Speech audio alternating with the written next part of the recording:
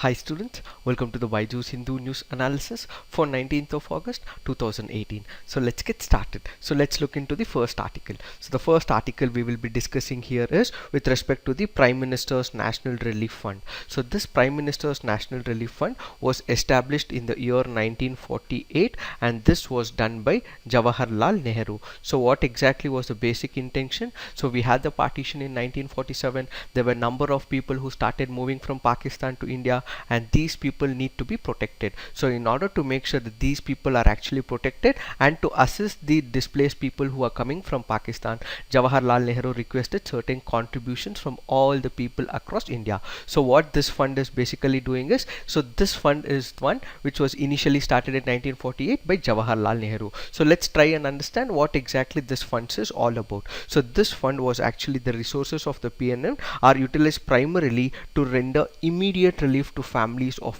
those killed in the natural calamities like the floods, the cyclones, the earthquakes, etc., and to the victims of the major accidents and riots. So assistance from this Pradhan Mantri National Relief Fund is primarily given to those people who need help in terms of the natural disasters that have caused, or in fact even in the major accidents as well as riots, and in case they also require certain heart surgeries or kidney transplantation or anything during this period, it would be provided to them. So this fund actually consists of public contributions and does not get any budgetary support. So all the contributions that are made by the people of India, you, me, and all people will be coming under this particular fund, and the corpus of the fund is invested with the bank in the fixed deposits. The disbursements are made with the approval of the Prime Minister and not the Parliament or any executive. So the Prime Minister National Relief Fund has not been constituted by the Parliament. It is exempt under the Income Tax Act. Kindly remember all these facts.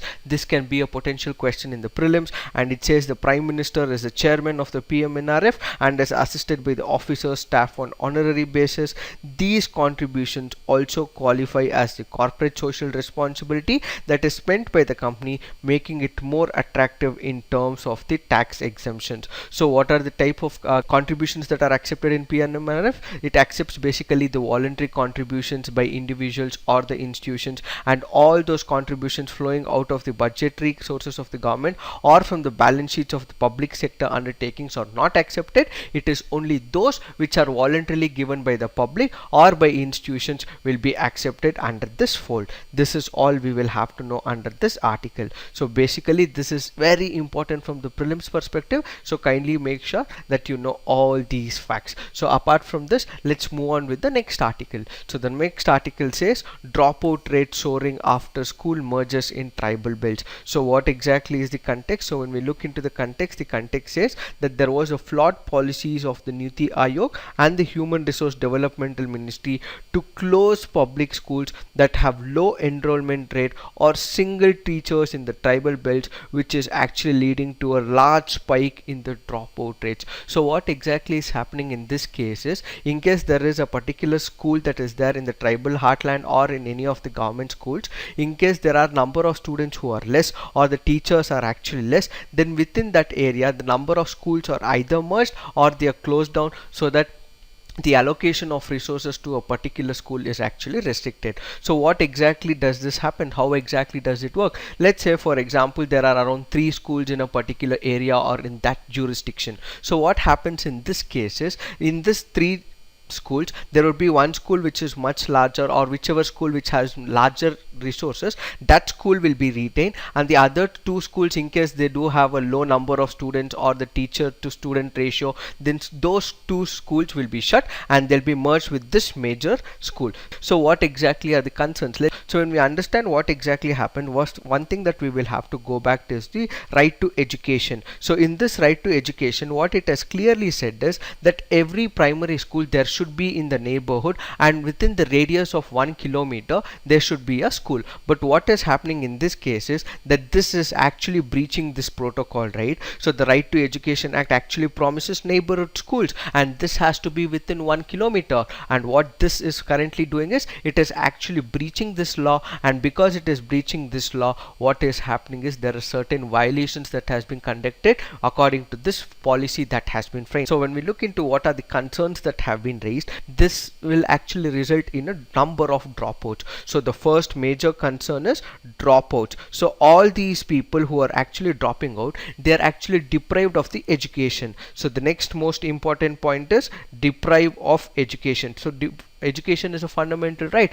but these people, because they are not able to commute or travel, because they are not able to get these things, that is why they are dropping out. So there are certain facts that are given. Let's say for example, with respect to Jharkhand, 1300 primary and middle schools were actually merged or closed, and the government was targeting another 4600 schools. And with respect to Karnataka, both government aided as well as other ones are actually located within 1 kilometer from other schools having low enrollment will be merged with the nearest schools. This is expected to result in the merger of 28,847 schools with nearest 8,530 nearest ones. And even in the Rajasthan government, it merged around 17,000 of the 8,000 government schools in the state, and the other schools, another 4,000 schools are planned to be merged in the near future. Even with respect to Odisha, has identified 4,200 schools that have been merged under 10 students each for the merger or closure. Rayagada district alone has witnessed closure of 121 government schools followed by this. So what we are realizing is number of state governments are actually coming up with this particular move, and if this is initiated, what this can result is also the privatization of education. And when there is privatization of education, this can result into lot of enhanced spending, and when there is enhanced spending that happens, there is obviously the more poverty, because education is a very important aspect, and when education is to be provided, parents obviously want their kids to study. And when there are no government schools within the vicinity, it may actually give rise to privatization. A number of private schools can come up in this area, and this parents would be forced to send their kids to this area. So overall, what we are looking at is the dropout ratio are increasing, and when there is dropout ratio, the education is deprived, and when there is education deprived, what this can give rise to is to privatization. And when there is privatization, there is increase in the poverty, because parents are forced to send their children to this school. And also what is happening is there would be provided midday meals in these schemes, and when this happens, the midday meal schemes is obviously not given, and this can further lead to nutritional losses. So these are the various impact that can happen because of this move. So the government needs to keep a check on what exactly is happening, and needs to make sure that this move is not continued in the near future. So this is all we will have to understand from this article. So moving on, let's look into the next article. So the next article is about Gol Gumbaz. So what we will be discussing again is the factual data with respect to the Gol Gumbaz that is there in Bijapur. So Bijapur, which is actually changed the name, that is Vijayapura as it is now known, was the capital of Adil Shahi dynasty from 1490 to 1686. So the name finds its roots from the words Gola Gummata, which actually means circular dome. Who is it maintained by? It is maintained by the Archaeological Survey of India. The architectural style is Deccan Indo-Islamic. This is built of dark grey basalt and is decorated with plaster. So this is all the factual information that we will have to know. Anyone who likes to read more about architecture can look into various things that is explained here and here with respect to article, but with respect to the UPSC prelims facts, this is all we will have to know. And the unique attribute about this structure is it is got the largest space covered by a single dome in the old, followed by the Pantheon in Rome, and its dome is the second largest after St. Peter's Basilica in Rome. This is just factual information. Kindly remember the facts. The majority one is where exactly is it? It is in Vijayapura in Karnataka, and this comes under the Adil Shahi dynasty, and rest of the facts are clear, so kindly mug up the facts. This is all we will have to know from this article. So moving on, let's look into the next article. So the next article says helium is now 150. So the context here says on August 18, 1868, helium was discovered by astronomers while studying the sun during a total solar eclipse. The site of this discovery was none other than Andhra coast, and the third is it is the only element to have been seen seen in the sun before it was actually known to exist on the earth. So there are three factual information that we need to remember, that this was first identified in sun and then on earth, and the price and the place where it is identified was Andhra Pradesh. Apart from this, what we also need to know is it helps in determining the chemical composition of the stars and gas far away, and even calculate their temperature and density. And helium is also used to detect leaks such as in car air conditioning systems. Because it is very unreactive, helium is used to provide an inert protective atmosphere for making fiber optics and semiconductors and for arc welding. Again, these are all very factual information, so kindly remember these facts that is there. There is not much of articles for analysis today, it's all purely factual basis. So facts are what we will have to remember from this examination perspective. So moving on, let's look into Operation Storm. So both these articles are not there on the main, they are on the additional sheets, so kindly remember these facts once again. So what is Operation Storm? It was the last major battle of the Croatian War of Independence. It was a war of Croatia against the Serbs. During this military offensive, Croatia recaptured a Serb inhabited region of its territory known as Krajina. In the process, about 2 lakh Serbs were driven from their homes. So this Operation Storm was a war between Croatia and Serbia, and there was certain capture of the territory, and that is Krajina. This is all we will have to know from the prelims perspective. Apart from this, Tani people, they are the group which actually comprises of Nyashi, Adi, Apatani, Galo and Thagin. So Thani are a group of tribes from the Indian states of Arunachal Pradesh, Assam, and they are also occupied in the Tibet Autonomous Region of China, which share common Thani languages and certain common beliefs, primarily in Abu Thani as their primary ancestor.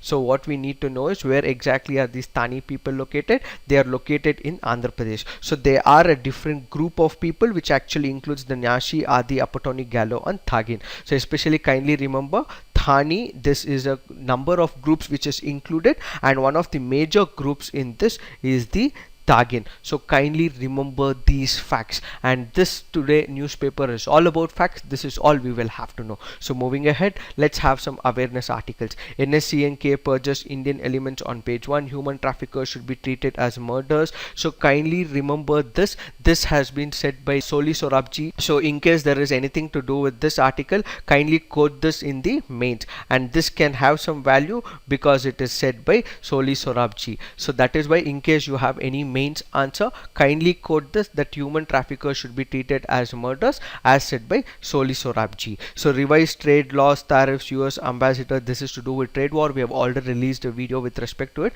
Kindly visit the BYJU'S YouTube channel for the same. Penalize Aadhaar data misuse, say Snowden. This is on the additional sheet on the page 1. This is again, you can use all these statements as fodders for your mains answer writing. There is nothing in detail as such, but use these keywords when you're writing your answers. This is all we will have to know with respect to today's BYJU'S CNA. So kindly look into the BYJU'S CNA, look into both the practice questions pre as well as mains, write all your answers on the comment section so that we can evaluate and give you the relevant feedback for the same. So this is it for today. Thank you so much. All the best.